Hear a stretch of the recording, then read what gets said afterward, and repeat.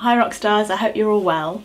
I figured since I mentioned in a previous video that I was getting married for the second time that I should probably kind of talk to you about the first time I got married and what happened and how come I'm in this position now. I got married very young, I was in my early 20s, and basically we'd been living together for a little while and we wanted to buy our own home, but we couldn't afford to buy property where we were living, so we bought a narrowboat to live on. And that was great and it was really fun, if not incredibly hard work. But once we got this boat together, I figured we were fairly permanent anyway as a couple because we had this home together, so why not get married? We got engaged, I think it was in the January, like the end of January one year, and the same year at the end of April we got married.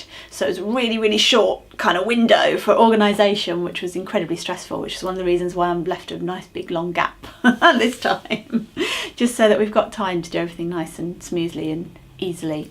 But anyway, because my ex-husband is a Viking, he's got kind of long red hair and he's got redhead chiseled features and the green eyes and stuff like that. We had a Viking wedding and we had a hand fasting outside in Grantchester Meadows first. A couple of friends officiated, we jumped the broom afterwards, we had a nice picnic after that, it was lovely. Then we went to the registry office in Cambridge and basically signed the paperwork. As far as we were concerned, that was all we were there doing. And then afterwards we had a nice reception in a local pub and a couple of friends' bands played. My mum made the cakes, my grandmother did the flowers. It was low budget, but it was very intimate, it was very nice. And it was a lovely day, it was a really great day, but unfortunately I married the wrong man. So he always had a drinking problem while I was with him. I knew that. It was just a part of his character and I didn't think it was ever going to get out of hand. But the longer I was with him, the more out of hand it got, even when he kind of insisted that he was trying hard to sort things out and stuff. We started arguing and his self-esteem kind of went downhill. And because of that, he would take things out on me, the way he felt about himself, out on me and make me feel really unhappy.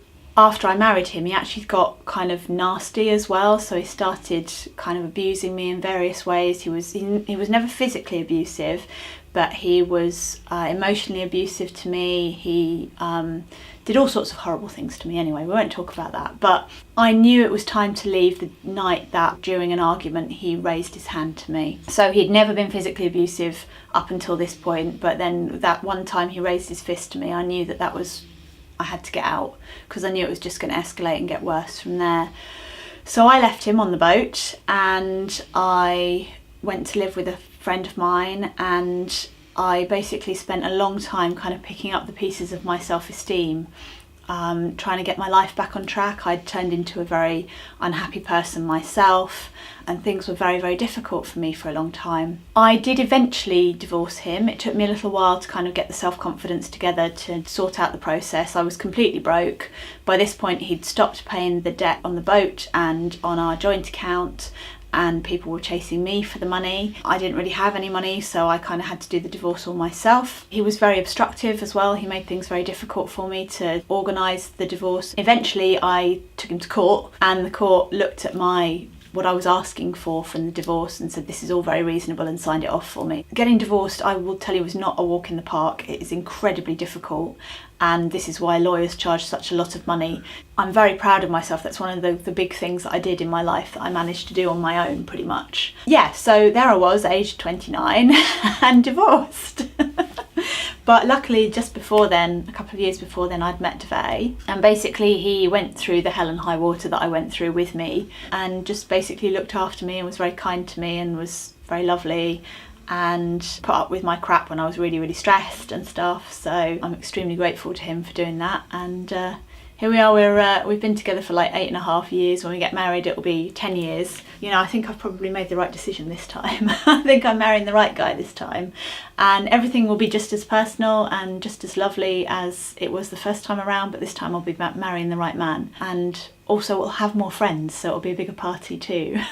So anyway, yeah, I just want to say to you guys that if you're in a relationship where the other person is being abusive, is putting you down, is making you feel bad about yourself, is physically abusing you in any way, is mentally abusing you in any way, that's not okay. You don't deserve it. You shouldn't be put through it. You should be loved and worshipped for who you are.